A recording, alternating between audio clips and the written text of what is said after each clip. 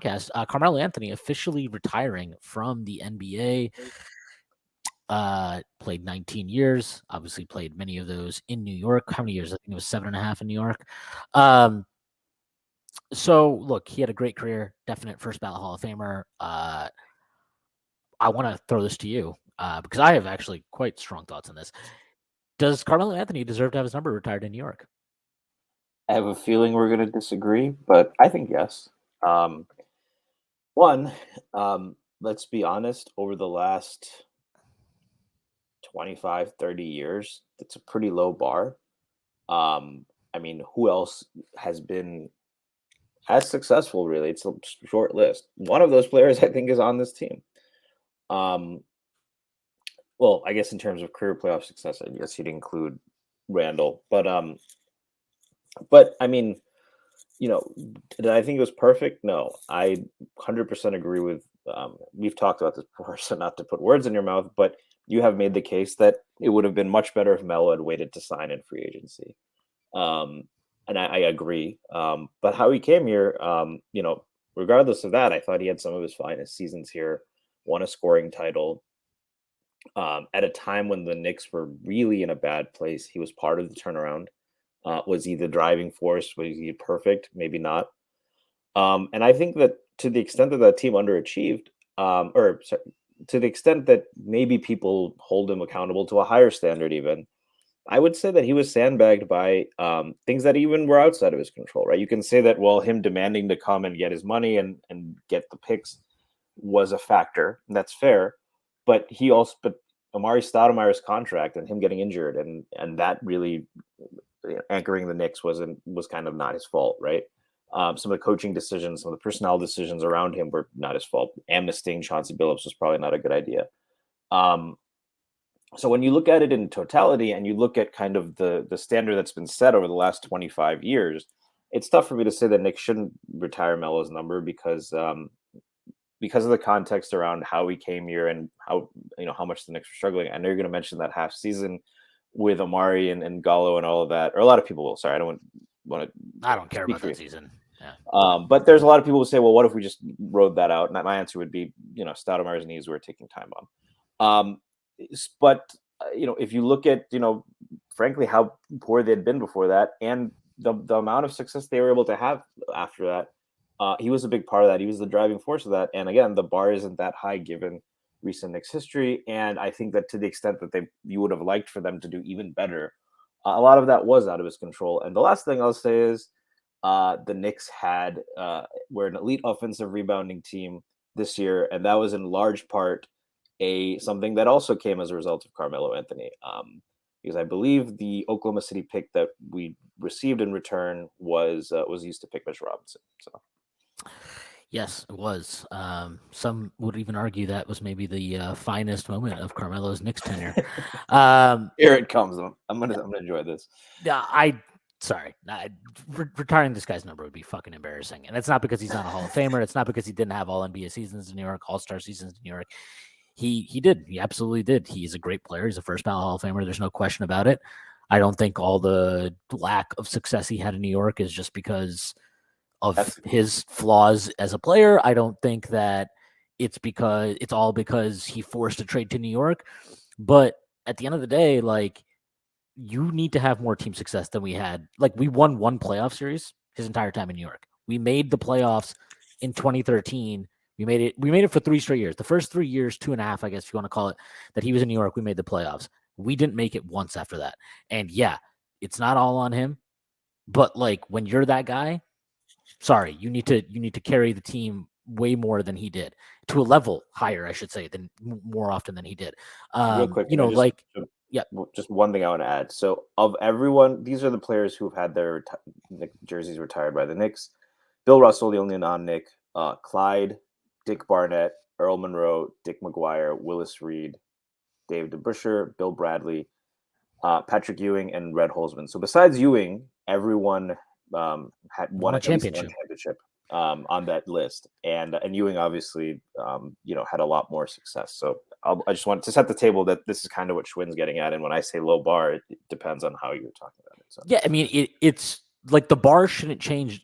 Like the Knicks have sucked for better part of 25 years, let's say, or more. Let's just say 20, right? I don't think that because the Knicks have sucked for the last 20 years, that we go around saying like, well, if they just make a run at the 8th seed this year, that would be a great season. Like, yes, there are times where that would be an acceptable season, but nobody is saying that's the goal. The goal isn't like, oh, let's barely make the playoffs. Let's win one round. Hell, we've talked about this. We're probably going to talk about it later in the pod. Like how frustrating it is that the Knicks didn't win their second round series this year, even though like objectively looking at it, zooming out, and I still feel this way. The Knicks had a great year. They had a very, very successful season. They should feel happy about it. But that doesn't mean that's the goal. The goal isn't just to get to the second round long term. And like that doesn't change, right? The goal is always to win a championship at some point. How does that my point is like Melo was the best player since Patrick Ewing, right? And that's fine. Like that's 100% true. There are weird, like very, very strong analytics nerds that will tell you like Tyson Chandler was better and they're fucking idiots. Because you just no, like just absolutely not. But Melo was the best player the Knicks have had since Ewing. It's not particularly close right now. Maybe Jalen Brunson will make a run at it. Who knows? I mean, the way he played this year, if he keeps that up, he will be there. But the point being is like, I don't think Melo should get graded on a curve because the Knicks have sucked for 20 years. Like, I'm sorry. They brought you in explicitly not to suck. That was the point of trading for Melo, right? And yes, management fucked things up, but like, look at a guy like Dirk. Dirk had like shitty management. They fucked up a lot of things. They traded away a fucking 2-time MVP in his prime, in the middle of Dirk's prime. Like, well, that was before Steve Nash became MVP. Right, but that's what he became, and he was already he was a multiple All-Star when they traded him. Or they didn't even trade him; they just let him walk, right? So, like, sounds like another point guard I know. yeah, and it's like, look, I don't think Dirk, even if he didn't win a championship, I don't think anybody would be denying that like he deserves to go to the, his number retired, Hall of Famer, all that stuff. But they had more success. They made a finals after that. Like they made a finals that they lost in 2006 after Steve Nash left. Like they went to Western Conference Finals. They won. They had a 67 win season. Yeah, and lost in the first round. Yeah. Yeah, but like still, that's like that's more than Yeah, and like I'm sorry, like Melo gave us one awesome season. I'm not saying like, and I'm not talking about individually. Individually, he gave us a lot of really good seasons, but we had one awesome season with Melo. One, his entire time. Doing the wind horse. But like, it's just, I'm sorry. Like to me, that's just not. I wouldn't retire his number. And like I'll put it this way: if the Knicks won a championship at some point in the '90s, a bunch of those guys probably would have gotten their numbers retired, even though they weren't Hall of Famers, right? Like you probably Starks gets his number retired. Maybe Mason, maybe Oakley, probably not Oakley as long as Dolan's alive. Maybe Houston, maybe Sprewell, whatever. But like multiple of those guys would get their number retired if they had won a championship, but they didn't. And like when you don't win a championship, the standard is like it needs to be high to me. Like if you're somebody that just doesn't care about jersey numbers being retired, like if you think it should be something that is done for longtime servants to the organization who played really well, that's fine. To me, I think the standard should be higher. I think Ewing is the only deserving Knick since those 70s teams, and he did get his number retired. Like Bernard King. That's who everyone compares Melo to. And he didn't get his number retired. Julius Randle is running around in his number right now, like pissing himself in the playoffs, wearing Bernard King's numbers. And like I'm fine with that. Like Bernard King was awesome. He was amazing. He played like 2 awesome, amazing seasons in New York that are better than any of the seasons Melo had, quite frankly. And I'm not ever, and I think most fans, even the ones that grew up watching Bernard King, would tell you like it's not that big a deal that his number is not retired. I'm sorry that Melo is this, and we talked about this in our Discord when the news dropped this morning, but like I think Melo means a lot to a lot of different people for a lot of reasons, like his aesthetics as a player. I think he was very culturally relevant in a way that is hard to verbalize at times. I think kind of it felt like he did bring New York back for a short period of time. He made us more relevant again on the broader NBA landscape. All that stuff matters. Obviously, and I believe this is 100% true. That season, like 2012-13, that 54-win team that was so fun, I think that gave a lot of the younger fans kind of like a taste for what it's like when the Knicks are really good and how fun that is and how intoxicating it can be really as a fan. And Melo But is they've just obviously, gotten a taste. They want the full load. I know they do. Paul Pierce definitely does. But like I think that I get why, especially fans younger than myself, like younger generations, really identify with Melo and really like cherish what he brought to the Knicks. But for me personally, like I don't look back on the Melo era fondly. Like I look back on, yeah, he gave us some really great moments for sure. Like I the 50-point game he had in Miami where he had no points in the paint, like that is still like one of the most amazing things I've ever watched.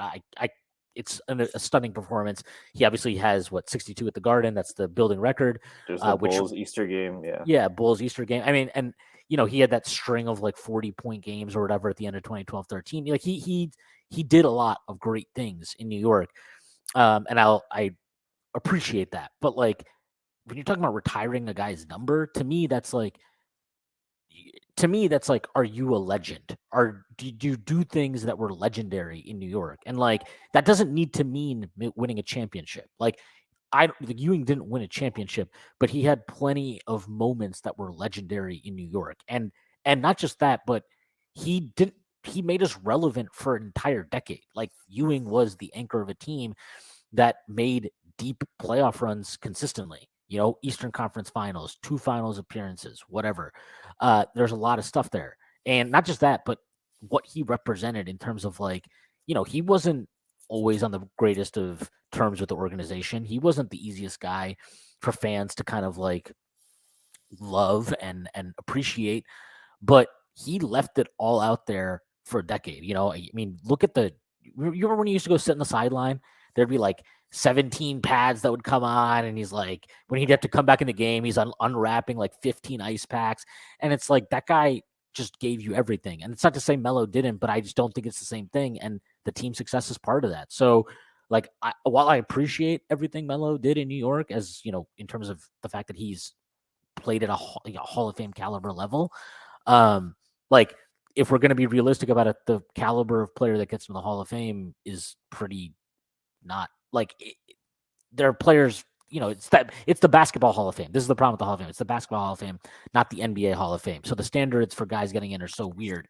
And like for me personally, I think the standard should be a lot higher than it is in the NBA. Like I know baseball is like the other extreme where it's like the bunch of like these fucking racist neocon writers like that won't let in black guys that did drugs that dudes in the 40s that were all white were doing. But like, yeah, I mean, I think like if you're Yeah. just going by NBA success, for example, Arvydas Sabonis wouldn't be in the Hall of Fame. Most Right. would argue that There's a lot of based on guys, yeah. like, but he was an elite player due to other circumstances. He didn't get to show it at the NBA level, but most people would argue that it's a good thing that someone like Arvydas Sabonis can get in, right? Yeah, absolutely. And like, I think he was awesome. Like I think Melo really was truly like an awesome talent, but I think this is the best way to put it. I don't ever look back on Ewing's time in New York, career in New York, whatever, and feel like if I have any what ifs about that time, it truly is just like, what Charles if the Smith. Knicks, what if the Knicks ever got him like a true star guard or true star wing or something like that? With Melo, like while those questions exist also, I will always be like, well, what if he just like wanted to play the 4 all the time? And like, what if he like tried on defense consistently? And what if there's a lot more What if he individual just was willing to questions? sign as a free agent, right? Yeah, and like I think there's just a lot more stuff like, with him that is, it's a lot of like, I feel like with him, when you look back at his career, and it's crazy to say this because he did have a Hall of Fame career, I think people really give him a little bit of a pass, and especially now, in terms of like that guy had the talent and the skill set and the measurables. He's not going to be LeBron because LeBron is one of one, but like he should have been in the conversation with somebody like Dwayne Wade in terms of second best guy in that class. He had all the talent to do it. And the fact that he's not in that conversation, it's not just about, well, he got stuck in New York and they had terrible management and this stuff. Like, it's not just that. There's way more to it. And a lot of that did just come out in New York and was on display in New York. And again, like, it's not all on him, but ultimately, like, I think he needs to shoulder more culpability for some of the shortcomings of those teams. And ultimately, to me, that means that he doesn't deserve to have his number retired by such a great and successful organization like the Knicks. I